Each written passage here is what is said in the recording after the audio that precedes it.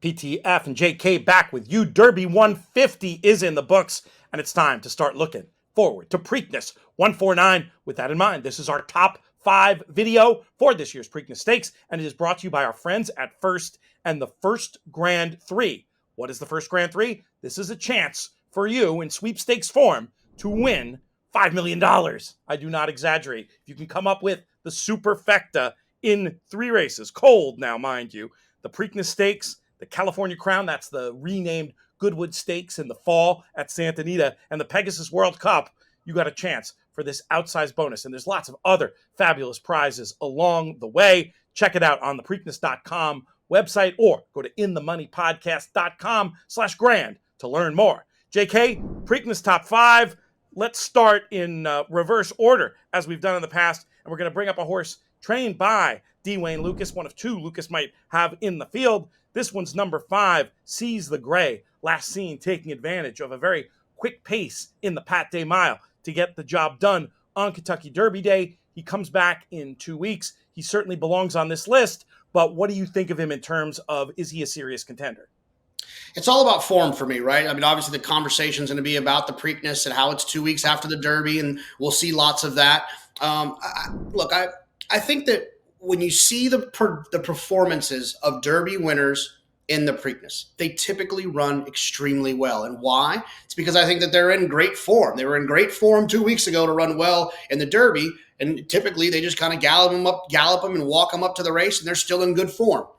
I think the same can be said about some of the horses that happen to run on the undercard, like a horse like Seize the Gray. I think he proved that he was in good form by his performance in the Pat Day Mile, and I expect him to be able to be in good form coming to the Preakness. I'm not comparing him to Rachel Alexandra, but another example of a horse that ran in the Oaks and then shows up and runs well a couple of weeks later. I think it says something about these horses when they're in that good form. Now, I think Seize the Gray is probably a little bit too slow to beat some of the top horses, but I think that we're going to get one of the best performances we've seen from Seize the Gray in that 3rd Saturday in May.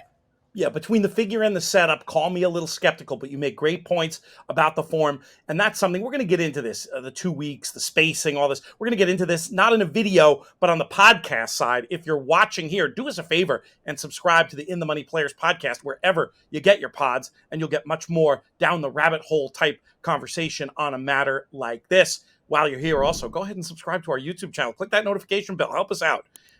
Keep this content rolling for you. And we roll along with number 4 on our list. This is a horse called Tuscan Gold, trained by Chad Brown, last seen running 3rd in the Louisiana Derby. Sounds like he's rested and ready. Chad Brown has done a great job over the years picking horses who was going to skip the Derby and come back and fire here fresh. What do you think of Tuscan Gold and his chances? Look, I think Tuscan Gold is interesting, right? We'll see if he ends up running in the Peter Pan or in the Preakness. If he shows up in the Preakness, I think it says a lot about how Chad feels like he's doing.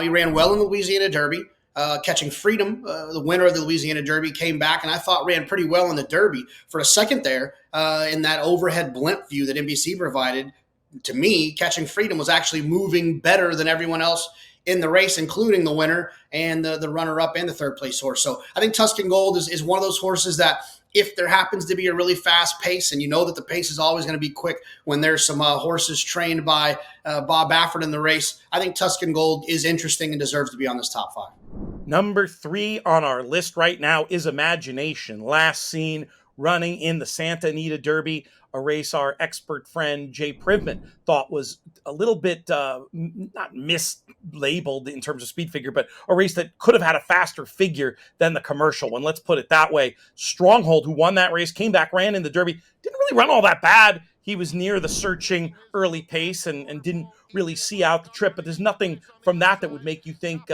too ill of Imagination and his chances moving forward. I guess the real question with Imagination, one of 2 Bob Baffert runners we'll talk about in this video, is he fast enough, you think, JK, to trouble the best of these in the Preakness? Well, he reminds me of a horse from last year that I'm just going to type up just to make sure that I don't mess this one up. He reminds me a little bit of National Treasure. Right, National Treasure didn't run particularly well in the Santa Anita Derby, and then came back and went on to win the Preakness. And one of the things I will say, and one thing I've always learned about these Kentucky Derby Preakness situations, and it's a little bit different this year because we'll see how many runners come back from the Derby, but when the pace is fast in the Derby, It's typically the opposite in the Preakness and vice versa. And I think that because the pace was honest and very quick in the Derby, I think this could be a situation where a horse like Imagination gets loose on the front end. Now, he's going to have another person have to deal with in Muth. But, I think that they're both going to be in an advantageous position in a forward situation. So I've got no problem with Imagination. If National Treasure did it, they look very similar on paper. Number 2 on the list is your Derby winner, Mystik Dan. Check out our Derby recap video for many more thoughts on him. Very, very interesting situation where, depending on what you value in trips, you could focus on the idea that he ended up with the clean run through on the inside, or you can focus on how close he was to that fast early gallop and the fact that he still was able to finish with enough to hold off those, admittedly hampered rivals who were coming at him quick for those 3 on the line. How good do you think Mystik Dan is? How big of a threat is he to come right back and win the Preakness? I think 2 things about Mystik Dan. We talked about it in our Derby recap video. I think he's very lucky, and I think he's pretty darn good. I thought he ran really well that day. I thought he got an outstanding ride by Brian Hernandez. I think that he was close to a pace that I mentioned just a second ago that was pretty quick, which I think says a lot about Mystik Dan. But I don't necessarily trust him, because if he doesn't get a perfect trip in the Kentucky Derby, he gets beat by either Forever Young or by Sierra Leone. And then we're not really necessarily having this conversation. So I think that has to be taken into consideration. I also can't help but recognize the betting opportunity that is betting against the Derby winner. No matter what, he is always going to be at least 1 to 2 points shorter in price than he actually should be, because of the way that people bet the Derby winner. I think he deserves to be number 2 on this list. I think he deserves to have won the Kentucky Derby, but I don't think that I could see myself betting on him in the Preakness. I always thought the same thing as you, JK, but if you remember last year, Muth was actually Mage was actually a surprisingly good price coming back in the Preakness. The crowd didn't seem to go nuts over him the way I thought they would. You have something to add? Yeah, he was a good price based on what you thought his price should be, but he was a short price based on how he ran.